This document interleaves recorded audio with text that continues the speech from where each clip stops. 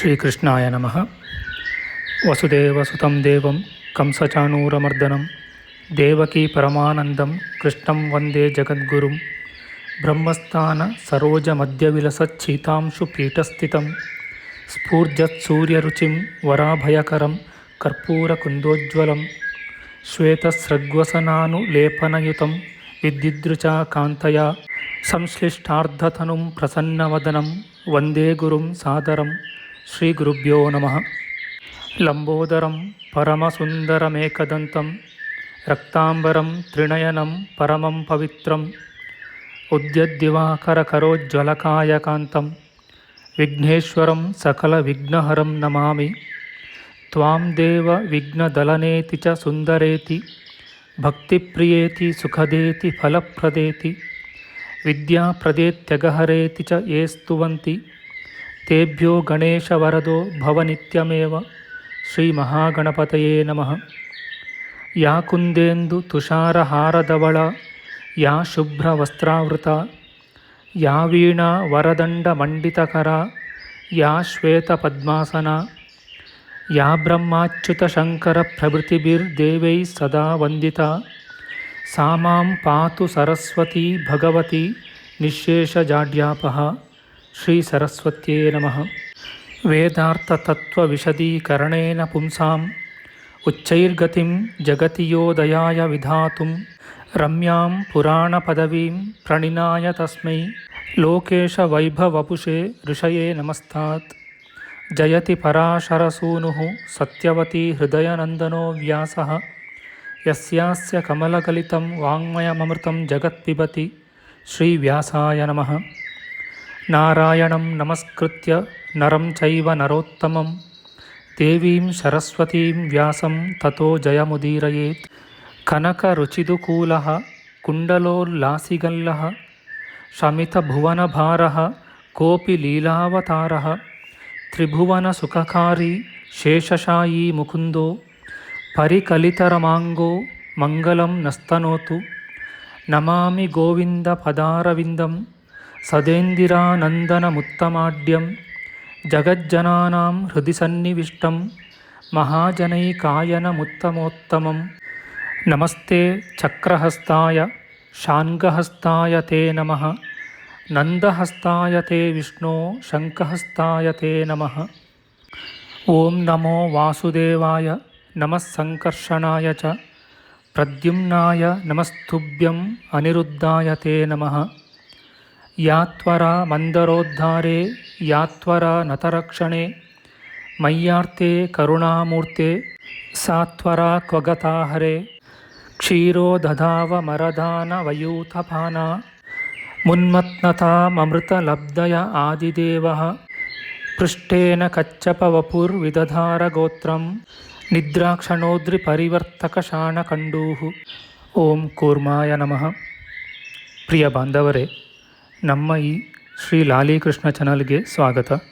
ಇಂದಿನ ವಿಡಿಯೋದಲ್ಲಿ ನಾವು ಶ್ರೀ ಕೂರ್ಮ ಪುರಾಣದ 91ನೆಯ ಅಧ್ಯಾಯವಾದ ಜ್ಞಾನ ಮಾರ್ಗವನ್ನು ತ್ಯಜಿಸಿದ ಮಹಾಮುನಿಗಳಿಗೆ ತತ್ವಬೋಧೆಯನ್ನು ಉಂಟುಮಾಡಲು ನಾರೀ ರೂಪವನ್ನು ಧರಿಸಿದ ವಿಷ್ಣುವಿನ ಸಂಗಡ ಶಿವನು ದೇವದಾರು ವನಕ್ಕೆ ಪ್ರವೇಶಿಸಿದುದು ಎಂಬ ವಿಚಾರ ಮಾಡೋಣ.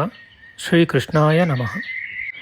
ಮಹರ್ಷಿಗಳು ಕೇಳುತ್ತಾರೆ, ಸೂತ ಮುನಿಯೇ, ಷಡ್ಗುಣೈಶ್ವರ್ಯ ಸಂಪನ್ನನು, ವೃಷಭ ಚಿನ್ನದಿಂದ ಅಲಂಕರಿಸಲ್ಪಟ್ಟ ಧ್ವಜವುಳ್ಳವನೂ ಆದ ಈಶ್ವರನು ದೇವದಾರು ವನಕ್ಕೆ ಬಂದು ಮುನಿಜನರನ್ನು ಹೇಗೆ ಮೋಹಗೊಳಿಸಿದನು, ಅದನ್ನು ಹೇಳಲು ಅರ್ಹನಾಗಿದ್ದೀಯೆ.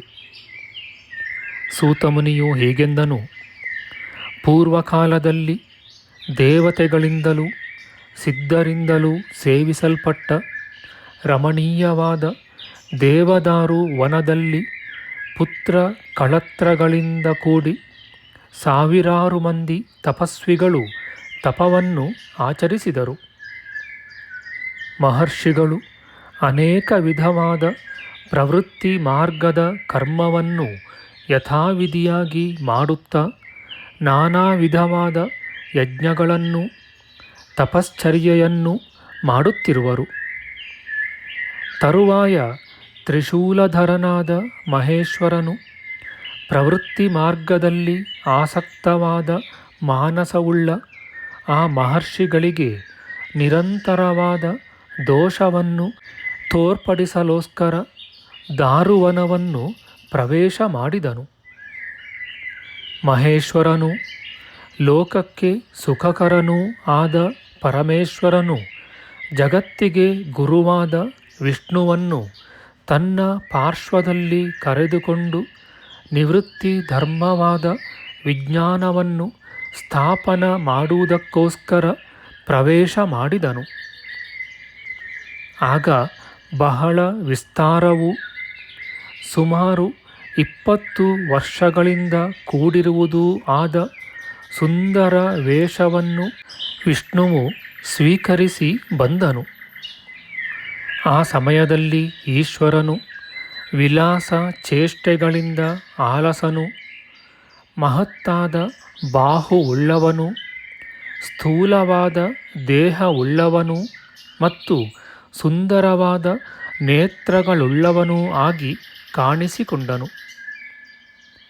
ಮತ್ತು ಜಗದೀಶ್ವರನಾದ ಶಂಕರನು ಸುವರ್ಣದಂತೆ ಹೊಳೆಯುವ ದೇಹವುಳ್ಳವನು, ಕಾಂತಿಯುಕ್ತನು, ಪೂರ್ಣಚಂದ್ರನಂತೊಪ್ಪುವ ಮುಖವುಳ್ಳವನು, ಮದಿಸಿದ ಆನೆಯಂತೆ ಮಂದಗಮನವುಳ್ಳವನು ಮತ್ತು ದಿಗಂಬರನೂ ಆಗಿದ್ದನು.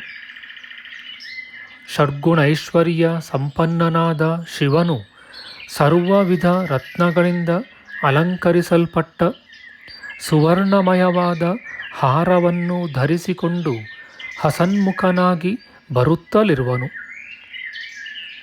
ಯಾವ ಹರಿಯು ಅಂತಶೂನ್ಯನು, ಪೂರ್ಣಾಕಾರನು, ಲೋಕಗಳಿಗೆ ಕಾರಣನು ಮತ್ತು ನಾಶರಹಿತನೂ ಆಗಿರುವನೋ ಅಂತಹ ವಿಷ್ಣುವು ಸ್ತ್ರೀವೇಷವನ್ನು ಧರಿಸಿಕೊಂಡು ಮಂಗಳವಾಗಿ ಶಂಕರನನ್ನು ಹಿಂಬಾಲಿಸಿ ಬಂದನು.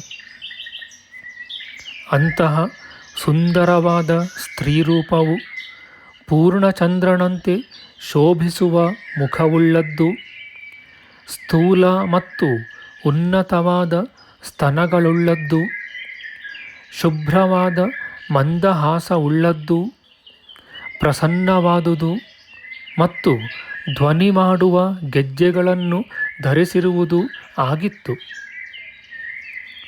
ಸುಂದರವಾದ ಪೀತಾಂಬರವನ್ನು ಧರಿಸಿದ, ದಿವ್ಯವಾದ ಶ್ಯಾಮಲ ವರ್ಣವುಳ್ಳ, ಸುಂದರವಾದ ನೇತ್ರಗಳಿಂದ ಕೂಡಿದ, ಶ್ರೇಷ್ಠವಾದ ಹಂಸ ಪಕ್ಷಿಯಂತೆ ಗಮನವುಳ್ಳ, ವಿಲಾಸಗಳಿಂದ ತುಂಬಿದ ಮತ್ತು ಸುಂದರವಾದ ಸ್ತ್ರೀರೂಪವನ್ನು ವಿಷ್ಣುವು ಧರಿಸಿದ್ದನು.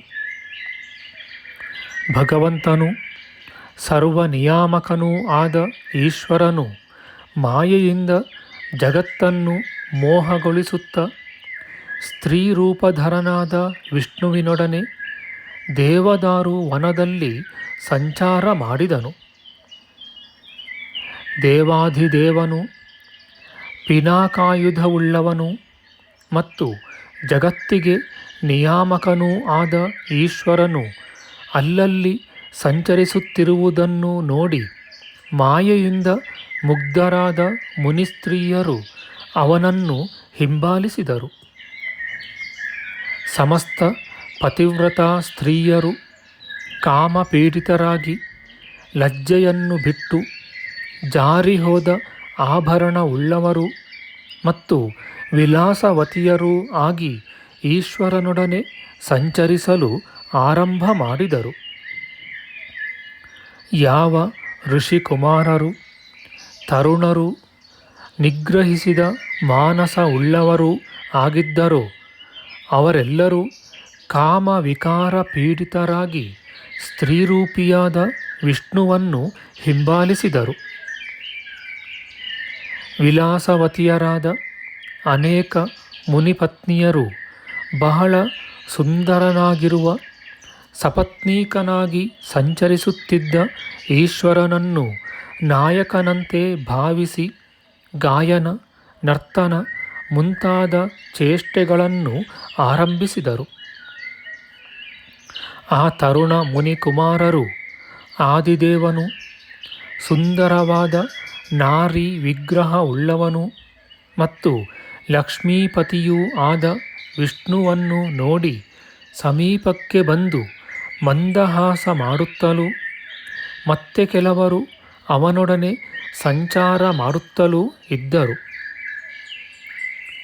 ಸರ್ವಭೂತಾವಾಸನು, ದೀಪ್ಯಮಾನನು, ಮಾಯಾವಂತನು ಮತ್ತು ಮುರಾಸುರ ಶತ್ರುವೂ ಆದ ವಿಷ್ಣು ಪರಮಾತ್ಮನು ಮಾನವ ಹೃದಯದಲ್ಲಿ ಪ್ರವೇಶಿಸಿ ಮಾಯಾವೃತ್ತಿಯಿಂದ ಆಶಾ ಪರಂಪರೆಗಳನ್ನು ಉಂಟು ಮಾಡಿದನು. ಅದರಿಂದ ಪ್ರವೃತ್ತಿ ಧರ್ಮವು, ಅದರಿಂದ ಅನೇಕ ಭೋಗಗಳು ಉಂಟಾಗುವವು. ಹೀಗೆ ಜಗಚ್ಚಕ್ರವು ನಿರಪಾಯವಾಗಿ ಮಾಯೆಯಿಂದ ನಡೆಯುವುದು. ಪ್ರಕೃತದಲ್ಲಿ ಸಮಸ್ತ ದೇವವೃಂದಕ್ಕೆ ಅಧಿಪತಿಯಾದ ಈಶ್ವರನು ವಿಷ್ಣುವಿನಿಂದ ಕೂಡಿ ಮುನಿಪತ್ನಿ ಸಂಘವನ್ನು ಪ್ರವೇಶಿಸಿ ಪ್ರಕಾಶಿಸಿದನು ಮತ್ತು ದೇವತೆಗಳಿಗೆ ಪ್ರಭುವಾದ ಈಶ್ವರನು ಏಕಶಕ್ತಿ ರೂಪಳಾದ ದೇವಿಯೊಡನೆ ಹೇಗೋ ಹಾಗೆ ಅಶೇಷ ಶಕ್ತಿ ಸಂಭೂತರಾದ ನಾರಿಯರೊಡನೆ ಸಮಯವನ್ನು ಕಳೆದನು.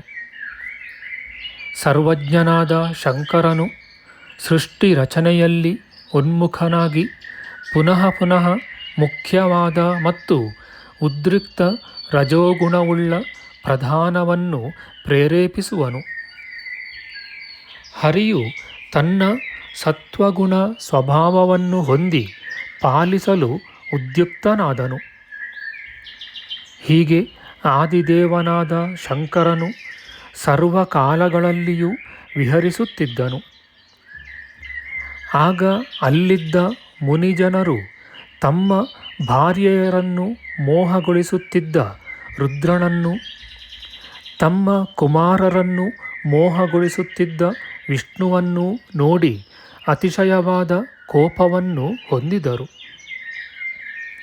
ಆಗ ಪರಮೇಶ್ವರನ ಮಾಯೆಯಿಂದ ಮೋಹಗೊಳಿಸಲ್ಪಟ್ಟವರಾಗಿ ಜಟಾಜೂಟಧರನಾದ ಪರಮೇಶ್ವರ ಸ್ವಾಮಿಯನ್ನು ಕುರಿತು ಕ್ರೂರ ವಚನಗಳನ್ನು ಆಡಿದರು ಮತ್ತು ನಾನಾ ವಿಧವಾದ ದುಷ್ಟವಾಕ್ಯಗಳಿಂದ ಶಿವನನ್ನು ನಿಂದಿಸಿದರು. ಆಕಾಶದಲ್ಲಿ ಹೊಳೆಯುತ್ತಿದ್ದ ತಾರಕೆಗಳು ಸೂರ್ಯಬಿಂಬದ ಪ್ರಕಾಶದಲ್ಲಿ ಅಡಗಿ ಹೋಗುವಂತೆ ಸಮಸ್ತ ಮುನಿಜನರು ಮಾಡುತ್ತಿದ್ದ ತಪೋಬಲವು ಶಂಕರನಲ್ಲಿ ಪ್ರತಿಬಂಧ ಹೊಂದಿತು. ಆಗ ತಪಸ್ವಿಗಳಾದ ವಿಪ್ರರು ಮಾಯಾ ಮೋಹಿತರಾಗಿ ವೃಷಭಾಂಕಿತ ಧ್ವಜವುಳ್ಳವನು ದೇವಾಧಿಪತಿಯೂ ಆದ ಈಶ್ವರನನ್ನು ಭಯಪಡಿಸಿ ನೀನು ಯಾರು ಎಂದು ಗರ್ಜಿಸಿ ಕೇಳಿದರು. ನಮ್ಮ ಮುಂದಿನ ವಿಡಿಯೋದಲ್ಲಿ ನಾವು ಶ್ರೀ ಕೂರ್ಮ ಪುರಾಣದ 91ನೆಯ ಅಧ್ಯಾಯದ ದ್ವಿತೀಯಾಂಶದ ವಿಚಾರ ಮಾಡೋಣ. ಆಧ್ಯಾತ್ಮಿಕ ಚರ್ಚೆ ಮತ್ತು ವಿಚಾರ ವಿನಿಮಯಕ್ಕಾಗಿ ಶುರು ಮಾಡಿದ ಈ ಚಾನಲ್ನಲ್ಲಿ ನಾವು ಅಪ್ಲೋಡ್ ಮಾಡುವ ಎಲ್ಲ ವಿಡಿಯೋಗಳನ್ನು ಸಂಪೂರ್ಣವಾಗಿ ನೋಡಿ ನಿಮ್ಮ ಸಲಹೆಗಳನ್ನು ಕಮೆಂಟ್ ಬಾಕ್ಸ್ನಲ್ಲಿ ಬರೆಯಿರಿ. ದಯವಿಟ್ಟು ಈ ಚಾನಲ್ಗೆ ಸಬ್ಸ್ಕ್ರೈಬ್ ಮಾಡಿ ಹಾಗೂ ಬೆಲ್ ಬಟನ್ ಒತ್ತಿ ನಾವು ಹಾಕುವ ಎಲ್ಲ ವಿಡಿಯೋಗಳನ್ನು ನೋಡಿ ಪ್ರೋತ್ಸಾಹಿಸಿ. ಕೃಷ್ಣಂ ನಾರಾಯಣಂ ವಂದೇ, ಕೃಷ್ಣಂ ವಂದೇ ವ್ರಜಪ್ರಿಯಂ, ಕೃಷ್ಣಂ ದ್ವೈಪಾಯನಂ ವಂದೇ, ಕೃಷ್ಣಂ ವಂದೇ ಪೃಥಾಸುತಂ. ಶ್ರೀಕೃಷ್ಣಾಯ ನಮಃ.